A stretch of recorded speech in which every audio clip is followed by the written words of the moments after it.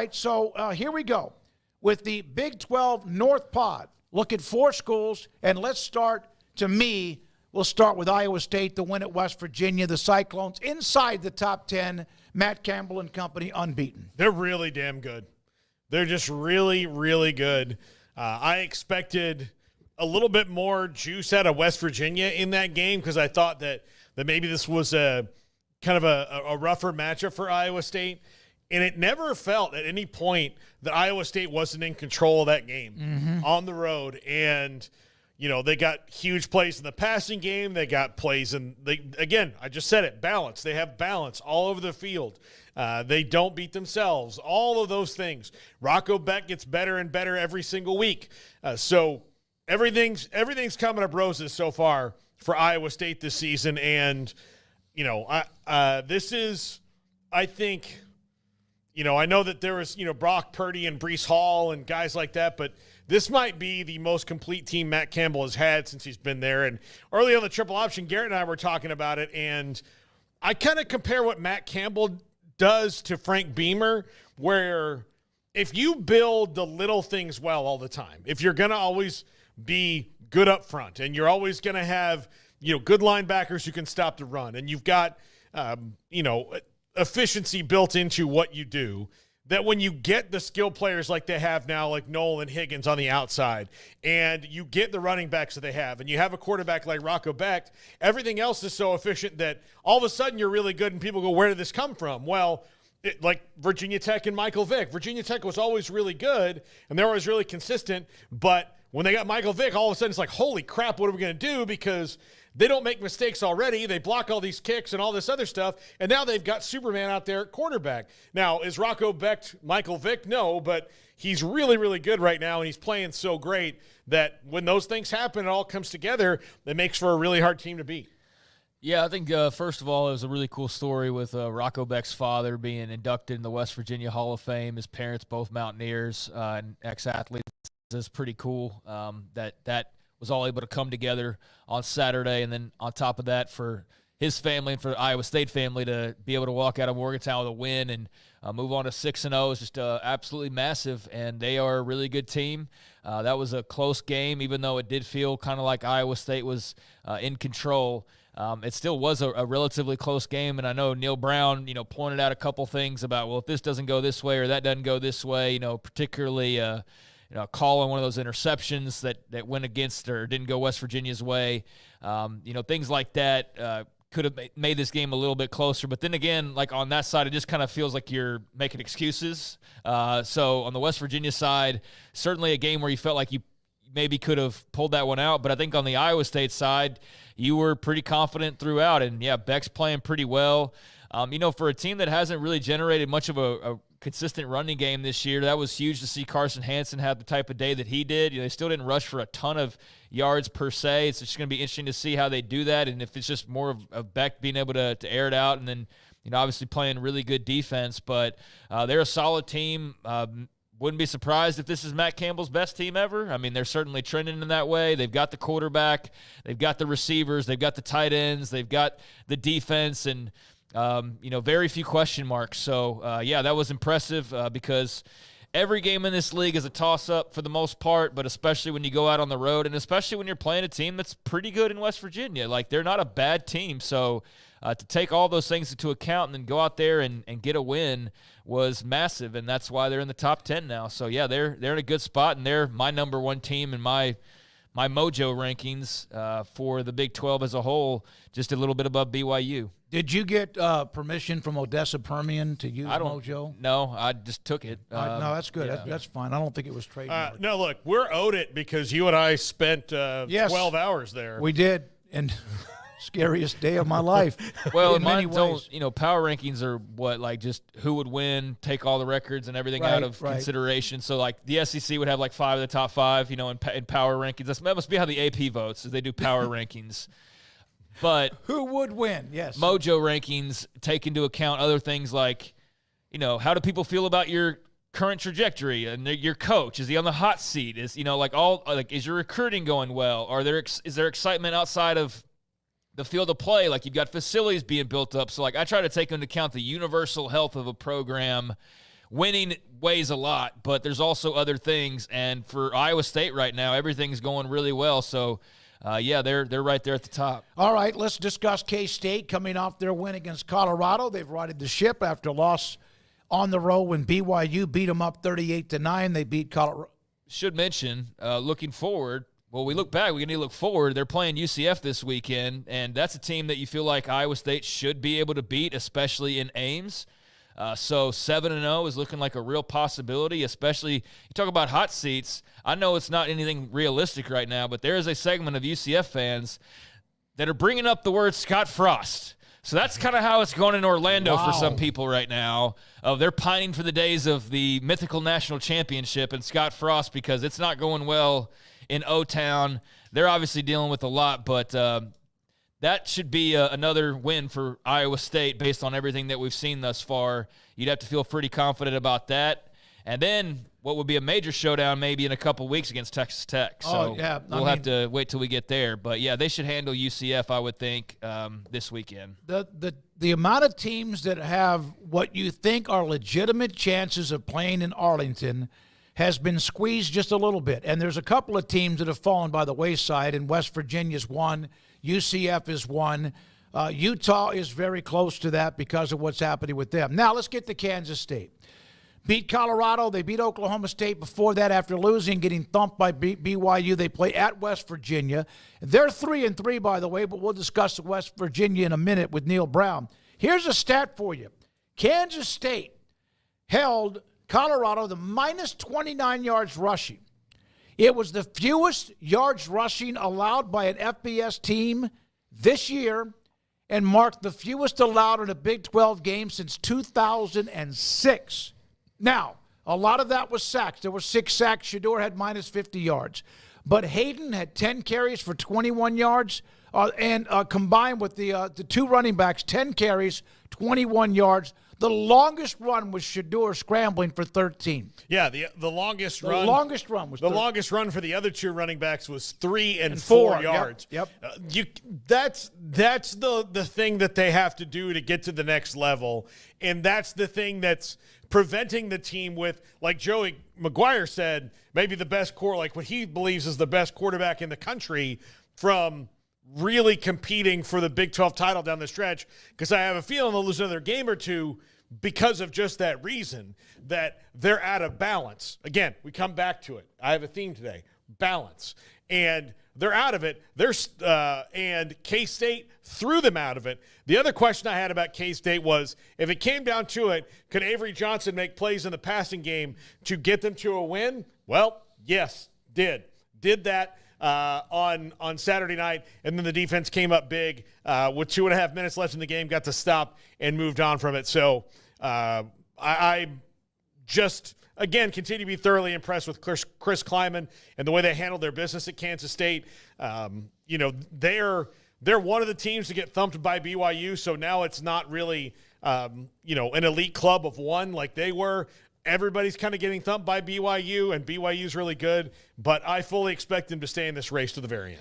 Well, I think BYU actually helped them win this game because Avery Johnson got his taste of hell on the road and was better for it in this game, where it was still a raucous crowd and still big pressure, but he'd already faced it a couple weeks ago, and he saw the ugly side of it, and I think he's a better player as a result of that experience, and now he's an even better player as a result of the experience in Colorado, and that young man's going to be a headache for a lot of teams the remainder of the way and throughout the rest of his career as well. And it helps to have some stud running backs and, guys all across that team stepping up and making big plays. I mean, that game, that 4th and 6 that Kleiman decides to go for it, I mean, it's pretty logical when you think about it. Like, you kick a field goal there and you're up, 6 points? So Colorado can go down and win the game. And sure enough, Colorado would go down and score a touchdown right after that. But yeah, a field goal did no good there. Like, I know at the time it was like, oh, what do you do? But that seems like it was a pretty easy decision in hindsight. Was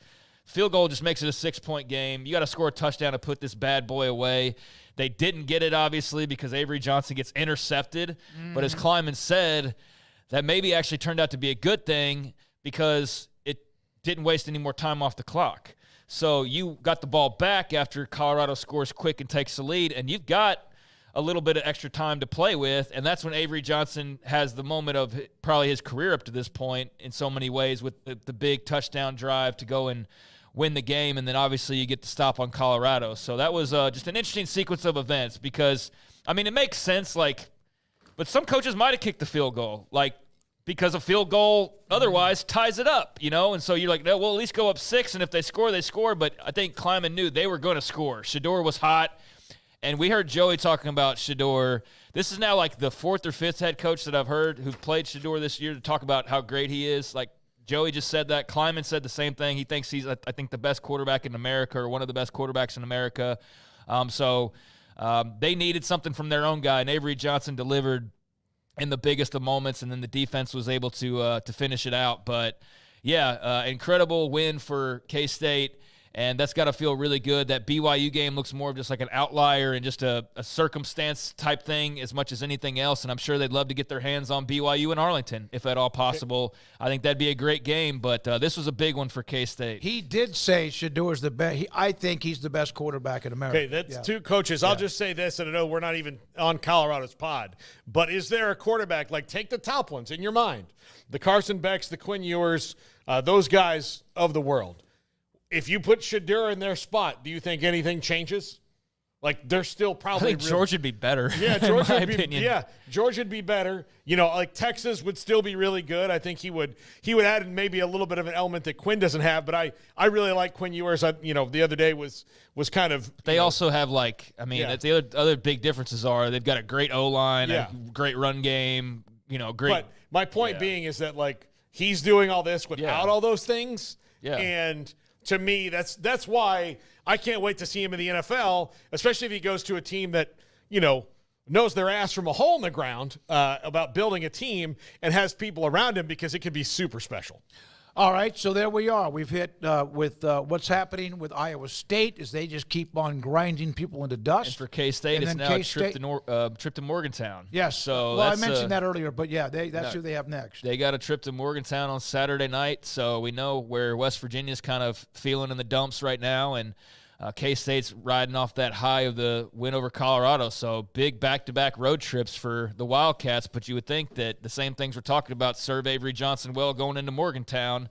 And the ears limping into this one a little bit, although I'm sure it'll still be a great crowd. But that's a dangerous game for K-State that you just got to be mindful of in this league where anything is possible week to week. The other part of the Big 12 North Pod includes, let's go ahead and do the Mountaineers. We've discussed them quite a bit. With the loss to Iowa State. They're 3-3, folks. They were 9-4 last year. They were one of the surprise teams. Now they're about to play Kansas State, but they're back again home, back-to-back home games in Morgantown. What's the heat factor with Neil Brown and the Mountaineers? I think, in a general sense, Ren Baker's probably not firing him based on what we've seen. I think Ari brought up a very good stat as far as the teams they've lost to are all unbeaten, all of them. Penn State just went and got the big win over USC. Pitt found a way again, and Iowa State's obviously 6-0. So you're 3-3. Your 3 losses are to teams who are 18-0 right now. So does that change things a little bit? I think it should put things in a little bit more perspective, but I also know that's not the point. The point is that West Virginia fans are sick and tired of showing up for big games and walking away disappointed. Does that sound familiar to anybody? It sounds like around here, where every big game, you're on the losing side of it. Every big home game you get riled up for, you're on the losing side of it. And it's been the climb, and I think fans are ready to jump off at this point and tumble back down and start over with somebody new. Now, that might just be the loud segment on Twitter or any of your other various social media platforms that maybe you peruse.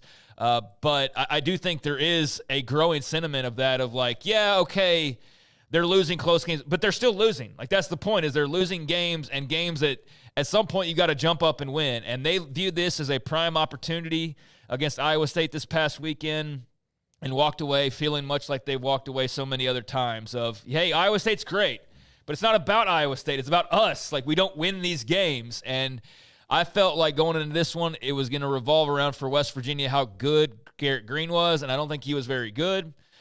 They were not able to run the ball nearly as effectively as they had the week prior, although it was still respectable, especially given how good Iowa State is defensively. But, yeah, I just don't think Garrett Green was very good. I know that Brown said, one of those interceptions, there should have been a penalty called. And, you can – but, like, when he talks now, it's always about the officiating or it's about, like, this. Or it's just kind of like this point. He was hot, no question. No, he was very mad after that game. But it's also kind of like the big game thing of, like, all right, we get it, but we just don't care anymore. Like, change it. Like, it doesn't matter if you have a legit argument about the pass interference call that should or should not have been made. Win anyways. Like, find a way to win, and that's what they're not doing. And I think their fans are just, or at least a good segment of them, are pretty just fed up with the status quo and the climb that seemingly is never ending. S. Michael DeHart, West Virginia fan. I think Brown is okay, but I'm pissed at him. Well, yeah, that's it. Like, they're fine, right? Overall, like they have good players. They're a pretty good team. But when you've seen this year, whenever they played a team that Pitt, they should have won that game. But Pitt's undefeated right now, right? Pitt hasn't lost yet. Pitt's found a way to win games. Penn State finds a way to win games. They have not gotten up and gotten that big W that nobody thought they were going to get yet. And, that's where they keep hitting the wall. And so, you're going to lose to Iowa State. Okay, well, you're going to lose to Pitt. You're going to lose to, their teams are 18-0, like Ari said, that they've lost to. But you got to start getting those. Otherwise, you're not getting any better. You're just spinning your wheels. Well, the other thing about it, too, is, like, you get a couple wins in a row, granted against maybe two of the worst teams in the Big 12, but you go to Stillwater, that's a big deal. And then you get a little bit of momentum, it's another loss. So it's just herky-jerk. It's like you climbed 2 steps, and then you fell down 2 steps. And look, you might turn around and go beat K-State, but then guess what? You'll probably go to Arizona and lose. Like, that's just kind of how it feels watching them, that the climb never continues climbing. It always inevitably has like a rock come tumbling down and setting you back to where you felt like you were a couple of weeks prior. So I think there's some sort of just what's the right word? Just I can't picture the right word, but there's just a growing frustration with just kind of spinning your wheels and not ever getting that big win and then building off that and turning it into more and more of those types of wins. It blew the lead against Pittsburgh, right? This never where Penn State beat them up, even after the delay came back and beat them up again, and now the loss there at home to Iowa State, who just methodically hits you in the shin with a hammer, then in the back of your head, and then your shoulder blade. We have one more team to get to. We have to get to our next guest. Go ahead, Craig. Well, West Virginia hosts K-State, so back-to-back home games. If they don't win this one, then I think that, that's going to be bad news for Neil Brown. Not like he'll get fired the next day, but I just think that that's going to be kind of inexcusable for some portions of the West Virginia fan base if they didn't jump off the bandwagon after Saturday night. Kansas. They a handful of teams had an off week. KU, of course, is playing Houston at home. And all of a sudden, I saw Joseph Duarte, who covers Houston for the Chronicle in Houston. He's like, man, this end-of-the-year schedule initially looked really, really good and hard. And now all of a sudden, some of those teams that we thought were up or down or whatever. And Houston, of course, is still feeling pretty good after what they did to win the game they had a couple of weeks ago. Paul. Well, based on the temperature in my house, basketball season starts in 3 weeks. But Houston's their best shot to win for the next month, because after that, on the road against Kansas State, then Iowa State, then BYU, then Colorado, all teams wildly more successful than Kansas has been this year. And then they end the regular season, or probably the season, because if they lose 2 more games, they're not going to a bowl game. So at Baylor on November 30th. So they've got to put together a game that they can finish, because they've led in most every game this year, and then find ways to lose them at the end. And that was the case at Illinois, UNLV, West Virginia, not necessarily TCU, but that one was 38-27, and same with Arizona State. They've got to finish a game, and until they do that, they're going to keep doing this. And I just have a feeling as they hit the back half of their schedule here, they're not going to be in that position much anymore where it's going to be right there at the end, and they have that. They're not going to have these one-possession games anymore because they're simply just not that good. If they don't beat Houston at home, then they're not going to a bowl game. Yeah. Bottom line. I mean, because you play K-State, Iowa State, and BYU the next 3 games after that. And then Colorado. Yeah, and in Colorado. So, but just mention that's 3 top 20 teams that you've got. 2 of those on the road in K-State and BYU following this Houston game. So you've had 2 weeks to prepare for arguably the worst team in the league, not named you or Baylor at this point.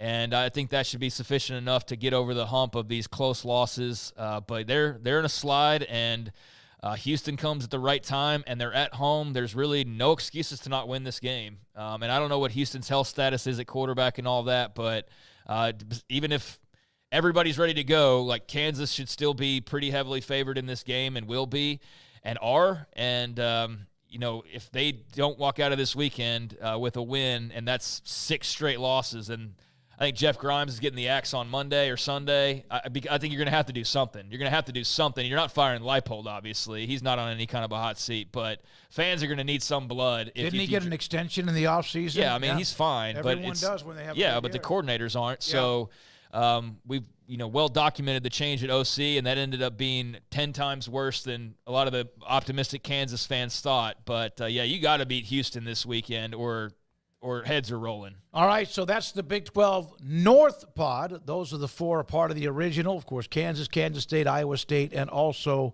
West Virginia.